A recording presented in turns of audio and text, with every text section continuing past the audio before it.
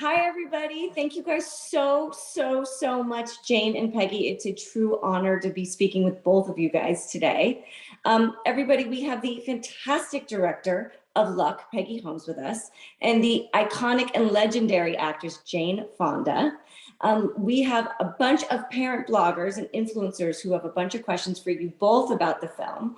So since we have limited time, I'm just going to jump right in and get started. So first, we're going to have a question from Melissa Peza. Melissa, take it away. Hello, I watched this movie last night. I thoroughly enjoyed it, as did my kids. So my question for you is, it's such a funny movie and we're talking about luck, but there's so many unlucky moments that happen. How did you come up with all the unlucky moments? They were brilliant one after each other. It was great. Oh, thank you so much. Here's what we did. We did a lot of research on luck, right? And humans are obsessed with good and bad luck. There's like so many papers written about it. So many college professors lecture about it. And so what we did was we figured out that luck is absolutely random, right? So good and bad luck are random. You can't create it. You don't know when it's coming. So we basically took Sam, our hero, and we said, you know what? Let's put her in her everyday life and see what kind of relatable bad luck can we give her, because she's the unluckiest girl in the world. And so we would have these amazing story meetings. The story artists would come and pitch their ideas. And honestly, the funniest ones rose to the top in that process. So it was really fun. Thank you. I thought it was brilliant. Thank you. Thank you. Our next question is going to come from Janice Seitzer. Hi. So Peggy and Jane, you've both worked on some of my favorite films and shows over the years. How did you get involved in Luck? You want to take that one, Jane? Yeah, well, I have wanted to get into voicing animation for a long time. I love animated movies. I always have. I grew up on the early Disney movies. And I did a few episodes on a Simpsons. I did some episodes on Disney's Eleanor of, I don't know, it's some series that they did. This is my first feature animation, and it's for Skydance, and I love Skydance. Skydance financed Grace and Frankie. So I felt secure with the executives at Skydance, and then a dragon who's the CEO of Luck. Who wouldn't want to do that? And then I got a chance to talk to Peggy and the animation people early on in the process. So, I got a chance to have a little bit of influence on aspects of the dragon, of, like her name. I said I want her name to be Babe, and I want her to be a little bit vain, a little bit flirtatious, a little bit, ambivalent about the smoke that comes out of her nostrils. And although she's very proud that she can breathe fire and brimstone, but still, it's like sometimes the smoke comes out at times when she doesn't want it, the way she uses her tail, things like that. And so together with Peggy, I came to get a sense of who Babe was, and it was just really a lot of fun. Yeah, I wanted to sort of add to that too. Like, what was so great and what is so great about Jane and working with Jane, she is curious, incredibly curious, and she wants to know and understand all the aspects that go into animation. We thought that was so awesome. And so we invited Jane into a story meeting, and we had the story artist actually pitch the sequences that the dragon was in so that Jane could kind of see how the whole story process goes and how we build a movie in animation.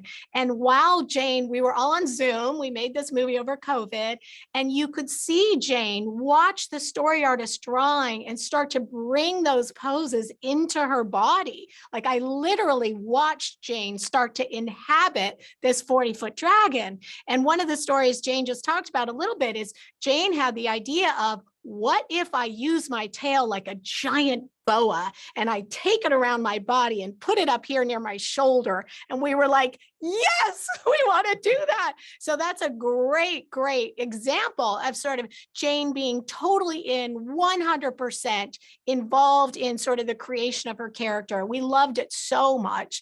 And I just want to say another thing. When I spoke with Jane, Keel and I were lucky enough to sort of talk to Jane about the story. And, Jane was really moved, and I'll never forget this, about this idea that, when you have bad luck in your life, later in life, when you look back, you can see that maybe actually that was the luckiest thing that could have happened to me. And I remember, Jane, you being very moved by that and just saying, that is absolutely true, and if we can tell a story that could help people by sort of seeing that sometimes their bad luck might turn into something good, Jane was all about it. So we were super lucky that she wanted to join. There's a wonderful expression. God doesn't come into us through our successes. God comes into us through our wounds. I think that speaks to the theme of luck. Yeah, for sure. And when you think about luck, guys, all of us as humans, we experience good and bad luck every day in our lives, but it's random. You can't predict it. You can't make it happen. And so I think this idea, when you think about us as humans, we love to share our bad luck stories, right? We love to share like, oh my gosh, I woke up late for work and then this happened and this happened and this happened, because I think we like the idea of we can get through it, right? And so that's the other thing about, this story. We're trying to really inspire people to stay positive, and you can get through it. You can get through it. It's such a great movie. Thank you. Such a good perspective too. I love that quote, Jane. That really, really hammers home. Our next question is going to come from Vina Crownholm. Oh, Vina, you're on mute.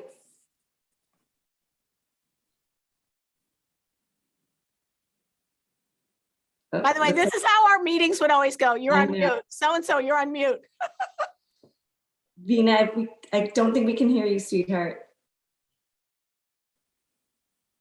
Okay, I'm going to call on somebody else and then we'll come back to you. Our next question is going to come from Christine, Carter, and Kennedy. Thank you, Christina. Loud. Okay, go ahead. Hi, my name is Kennedy and I'm with the Patricios. My question is for Jane. And what was your favorite scene in the movie? My favorite, thank you. I'm so glad to be talking to young people. My favorite scene in the movie was, I think it's the first time that you see Babe, if I'm not mistaken. She's in her office and she sees Sam, who she thinks is a leprechaun, but a tall leprechaun. I loved that whole scene.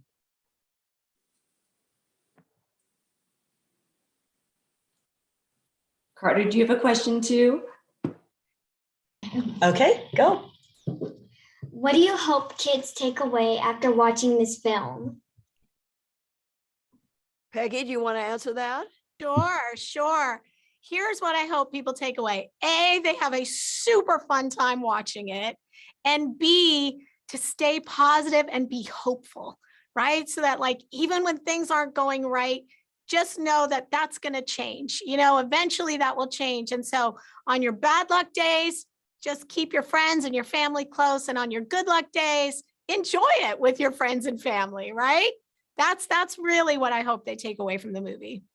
Have you two seen the movie? Oh, yes. So what did you take away from it? What did you take away from it? That luck can be random or it can be good or bad, but bad luck could also be good. Yes. There you go. Yes. Exactly right. It worked. Yeah. Thank you. They're quick learners.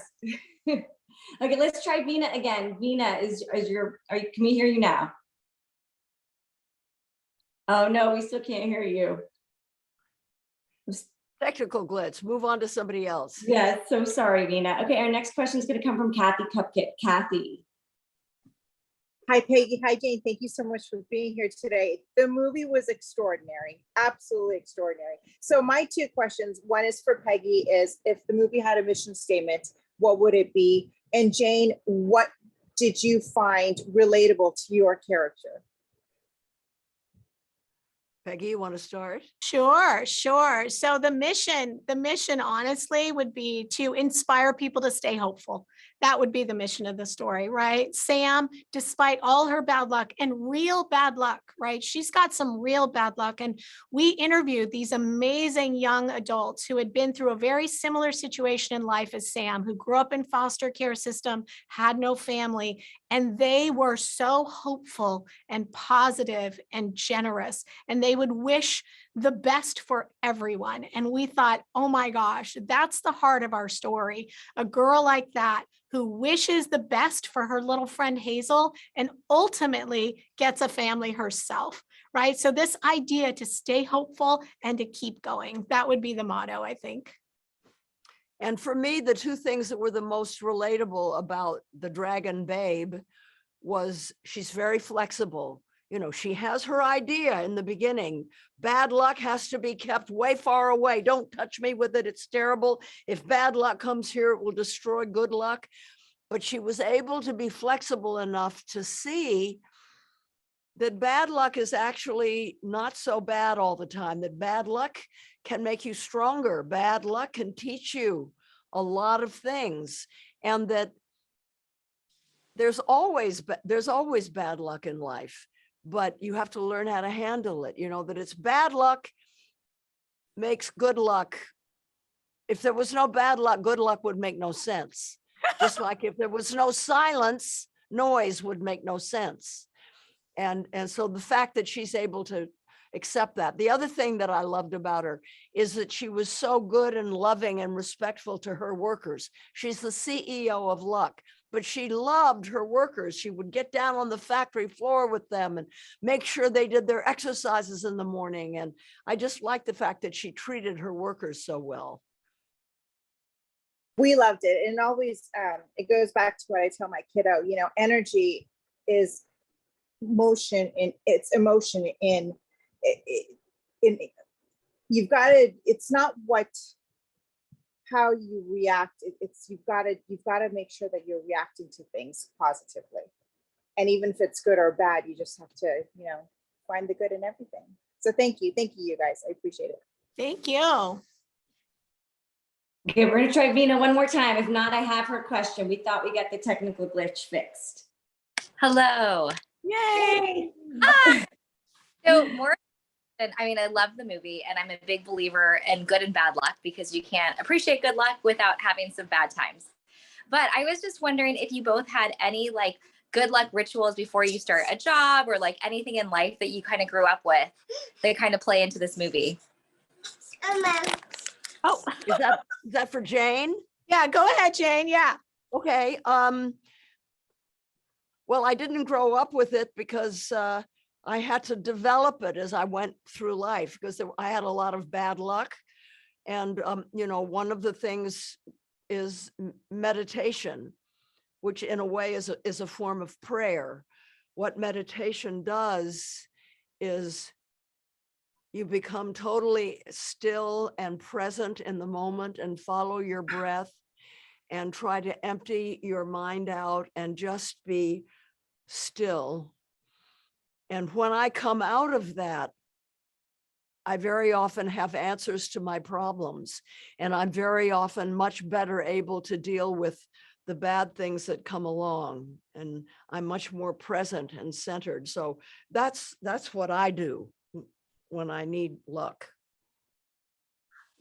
Great. That's great. And I will say, like, I think it's an interesting question because as we did research on sort of good and bad luck, you know, one thing we were careful to do is to kind of weed out superstition, right? Because superstition isn't, and also weed out kind of, you know, religion or spirituality, because luck is random. You can't see when it's coming, right? And you can't predict whether you're going to have a good or bad luck. But I will say, you know, one of the things I've said, I don't want to embarrass Jane here, but I think one of the luckiest things that happened for us on the movie was the cast that we got. We were so lucky that everyone sort of believed in the story and wanted to come along to sort of tell this positive story, right? So we're super lucky about that. As far as rituals go, I would say I actually try not to do any rituals because I think that's bad luck. it's like bad luck to rely on any sort of ritual. So I would say that's my ritual. And as far as bad luck goes, I do think bad luck comes in threes. That does seem to happen, even though it's random and it's not supposed to come in threes. It does feel like bad luck brings a little more bad luck. I would say that feels like it's true.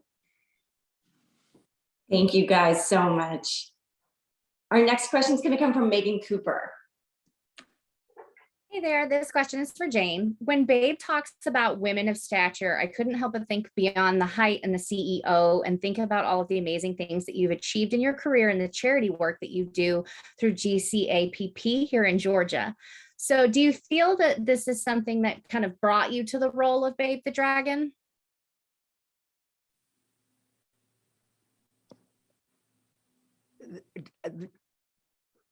Did activism bring me to the role of I the guess dragon? just in terms of it's more about not just your stature as a dragon, the height of it and being the CEO and whatnot, but just, you know, I felt like there was a little twinkle there in terms of being so up there with your activism and all the good work that you would do for your character.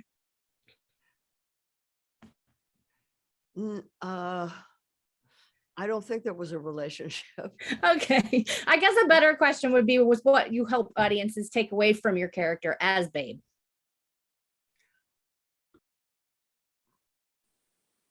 Her ability to let go of previous beliefs that proved to be wrong and accept new thoughts and new beliefs and new information. Not everyone can do that, and it's something very, very important. And so I hope that people can learn the importance of that from Babe. Thank you. Thank you. Our next question is going to come from Angela Camacho. Good morning, ladies. Thank you for having me. Jane, I love your work. I've been a fan for many years, and it is so awesome to see you as a voice actress. Congratulations. So do you think you share any characteristics similar to Babe? And if so, what are they? Oh, if I was a CEO, I'd be really good to my workers the way Babe is. That's one thing similar.